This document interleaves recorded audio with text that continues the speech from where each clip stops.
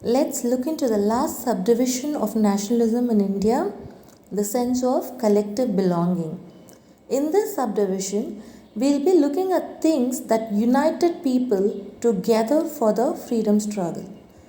The sense of collective belonging, which means togetherness or unity, came partly through the experience of united struggle against the Britishers, but it also came from variety of cultural processes.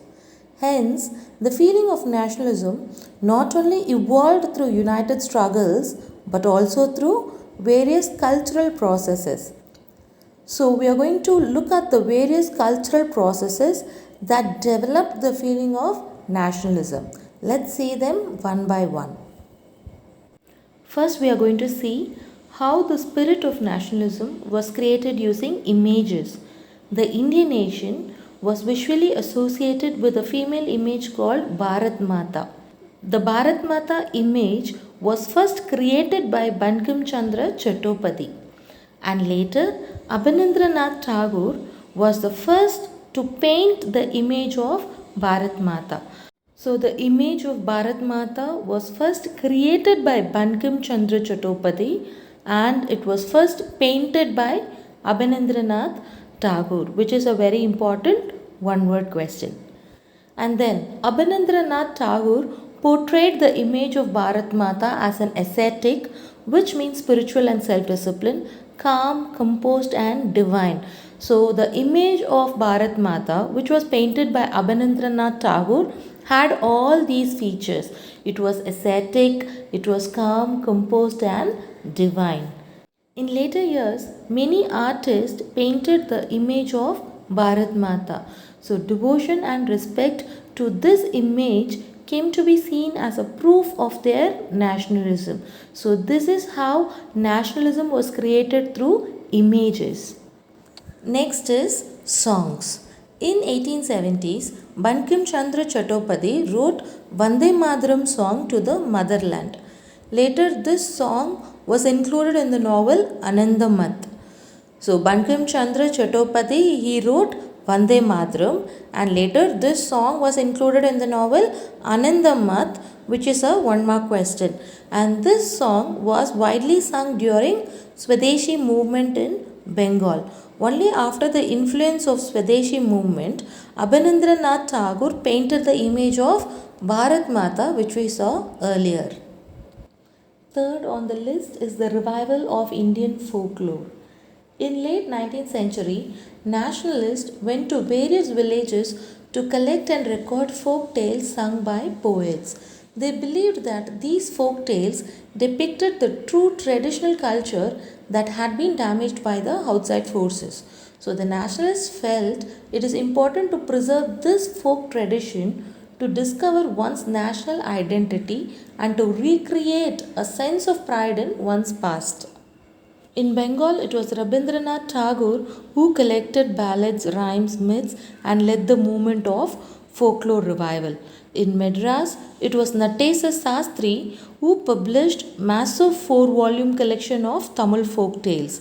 He named it as the folklore of southern India. Natesa Sastri believed that the folklore is the national literature and it portrayed the real thoughts and characteristics of the people. So in Bengal, it was Rabindranath Tagore who collected all the folk tales, and in Madras, it was Natesa Sastri, and the book was The Folklore of Southern India.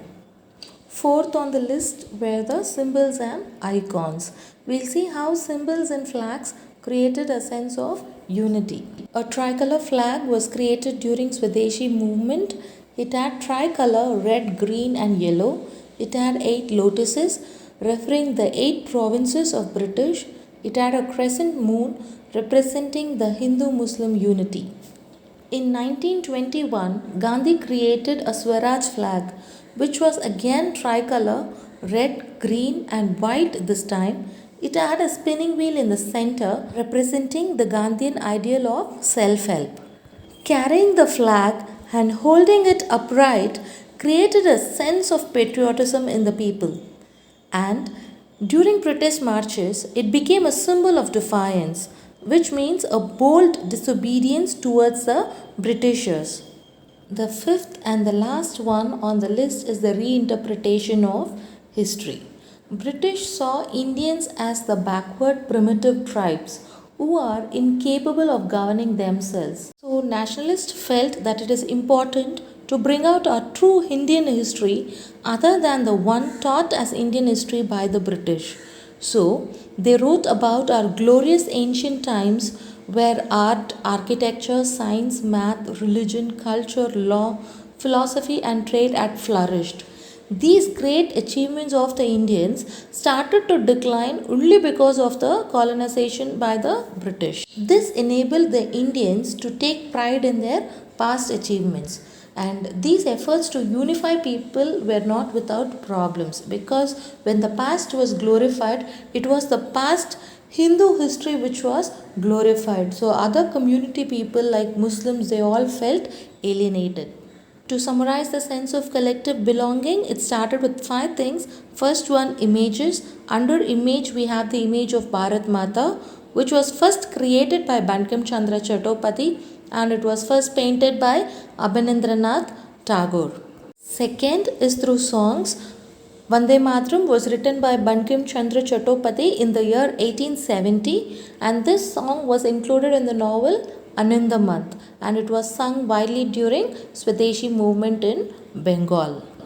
Third is through the revival of Indian folklore, and we have to remember two people. One is Rabindranath Tagore in Bengal, and the second one is Natesha Sastry in Chennai, and his book is called The Folklore of Southern India.